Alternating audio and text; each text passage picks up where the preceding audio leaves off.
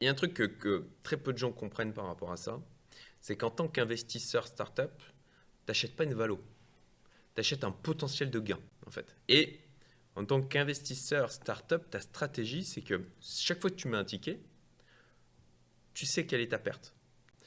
Et c'est pour ça que toute l'essence de la stratégie, c'est d'être capable d'estimer quel est le potentiel de gain que la startup peut te générer, le potentiel de croissance. C'est ça, en fait, nous, qui nous intéresse. C'est, OK, tu peux être valorisé 30 millions.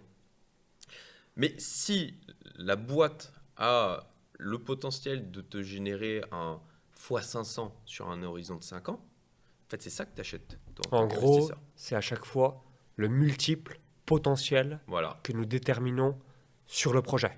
De mettre une valorisation trop faible pour une startup qui lève des fonds, c'est se tirer une balle dans le pied. Il faut éviter que les fondateurs se fassent trop diluer.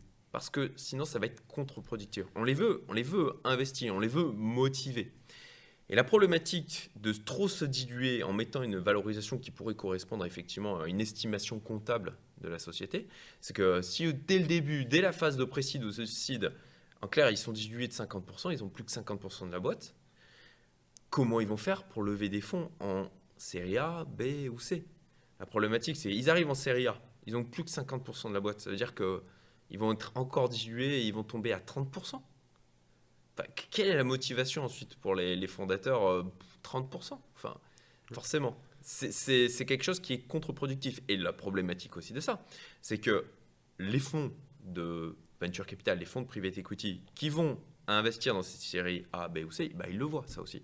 Ils n'ont pas envie de mettre des fonds dans une boîte où tu as déjà un niveau de dilution qui est aussi important pour les fondateurs parce qu'ils savent que c'est quoi la motivation pour eux derrière. C'est en ayant une valorisation élevée, les fondateurs gardent, dans l'idéal, une bonne partie des parts Hmm. pour être motivés et avoir le potentiel multiple pour garder cette croissance. Parce que si tu vends, admettons, pour 1 million d'euros, déjà 50% de tes parts, forcément, comment tu veux faire une boîte, ne serait-ce à 20, 30, 50 millions d'euros ou plus, si tu as déjà dilué trop de capital et que tu n'as pas ensuite le réinvestissement à l'avenir Hmm. pour aller chercher cette hypercroissance. Absolument.